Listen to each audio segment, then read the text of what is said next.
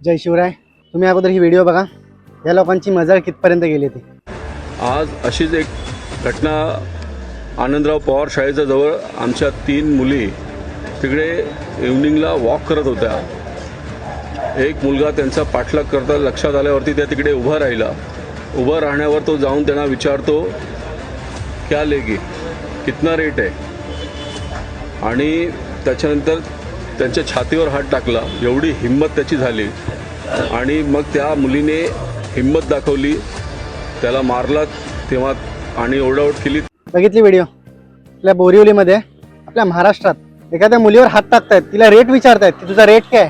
हा आपला महाराष्ट्र आहे का? हे बाहेरून येणार आपल्या मुलींना विचारणार तुमचा रेट काय? किती घाणेरडं आहे, किती नीच कृत्य आहे। शिव्या येतात तोंडात, पण मला माझ्या या चॅनलवरती शिव्या द्यायच्या नाहीत, पण यांना मारला पाहिजे। आपल्या मुंबईमध्ये घडते, बोरिवलीमध्ये, म्हणजे विचार करा हे कुठेही घडू शकतं।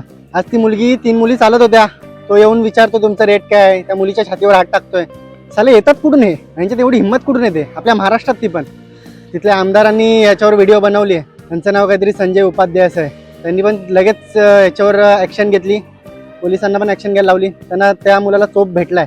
पण आपल्या महाराष्ट्रातच आपल्या मुली सेफ नाहीत। आपण बोलतो दिल्लीपेक्षा आपल्या महाराष्ट्रात मुली सेफ आहेत। खुलेआम रस्त्यामध्ये येऊन मुलीच्या छातीवरती हात टाकतोय, बोलायला पण लाज वाटते। साले असे भेटत नाहीत, म्हणून खूप वाईट कृत्य हे।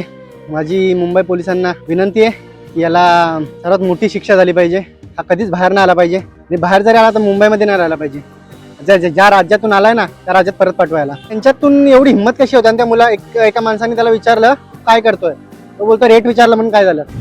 एवढी हिंमत त्यांची की रेट विचारतात मुलींना खुलेआम। व्हिडिओ जास्तीत जास्त शेअर करा, सगळ्यांना कळू द्या नक्की काय चाललंय आपल्या महाराष्ट्रात।